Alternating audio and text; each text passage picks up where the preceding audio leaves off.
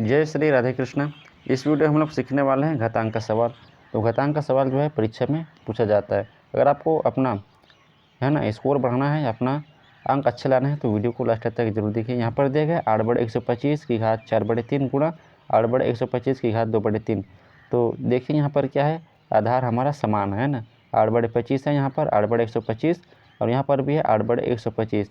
तो दोनों संख्या क्या है, आधार हमारा समान है। तो आधार समान होने पर क्या सूत्र लगता है, 1 की घात m गुणा 1 की घात n बराबर होता है 1 की घात m+1। यही हमारा सूत्र लगता है आधार समान होने पर। तो यहाँ पर भी देखिए दोनों आधार समान है, तो यही वाला हमारा सूत्र लगेगा और ऊपर की संख्या यानी कि घात आपस में जुड़ जाएगा। तो वीडियो को लास्ट तक जरूर देखिए। तो चलिए यहाँ पर सवाल हल करते हैं। तो 8/125 लिख लेते हैं, यहाँ पर 8/125 और उसकी घात को आपस में जोड़ लेते हैं। तो उसकी घात क्या है, 4/3 है ना, यहाँ पर है 4/3। अब प्लस लिख देते हैं, यहाँ पर है 2/3, तो 2/3 भी लिख लेते हैं। चलिए अब घात को आपस में जोड़ते हैं।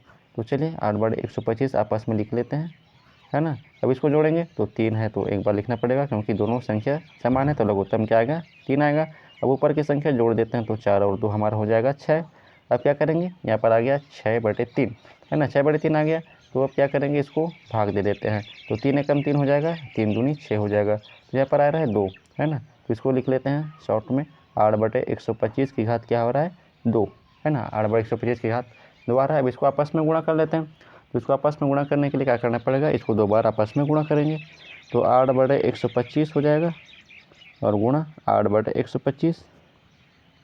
चलिए अब इसको आपस में सॉल्व करते हैं। तो 8 8 64 हो जाता है। यहाँ पर 125 गुणा 125 हो जाएगा 15,625, 15,625 हो जाता है। यही हमारा आंसर है। चलिए अगला सवाल देखते हैं। और आपको वीडियो पूरा देखना है ना, तभी आपको ये सवाल समझ में आएगा। और ये वाला सवाल आपको बनाना ज़रूर आना चाहिए और पेपर में आप अच्छे नंबर ज़रूर लाइए। चलिए अगला सवाल देखते हैं। तो यहाँ पर है अगला सवाल। तो ये हमारा सवाल है, चलिए लिख लेते हैं पहले। तो यहाँ पर दिया गया 27/64 की घात 7/3 और बीच में है भाग। उसके बाद है 27/64 की घात 5/3, यानी कि दोनों संख्या आधार हमारा समान है। यहाँ पर सिर्फ भाग का है और यहाँ पर पहले वाला में दिया था गुणा का चिन्ह, यहाँ पर दिया गया भाग का चिन्ह, है ना। तो यहाँ पर थोड़ा डिफरेंट होगा। तो वीडियो को लास्ट तक जरूर देखिए, तभी आप ये सवाल सीख पाएंगे। यहाँ पर सिर्फ भाग वाला चिन्ह अलग है और पहले वाला वीडियो में क्या था, गुणा था, है ना। तो चलिए अब इसको देखते हैं। तो यहाँ पर क्या करेंगे, 27/64 लिख लेते हैं। इसको कॉमन ले लेते हैं ना, उभयनिष्ठ निकाल लेते हैं क्योंकि ये सेम है। आधार हमारा क्या है, सेम है, 27/64 दोनों में क्या है, बराबर है। तो इसको एक बार लिख लेते हैं। अब क्या करेंगे, भाग है तो इसका नियम है ना, इसका रूल जो है अलग हो जाएगा। तो 27/3 में क्या करेंगे, इसको घटा देंगे, सॉरी ना 7/3 है ना, इसको घात को क्या करेंगे, घटाएंगे। तो यहाँ पर है 7/3 माइनस 5/3। इसको कहाँ से लिखें हम लोग, ये वाला 7/3 लिखें और माइनस लगाएं और ये वाला 5/3 लिखें। आधार समान होने पर क्या है, घात को घटा लेते हैं।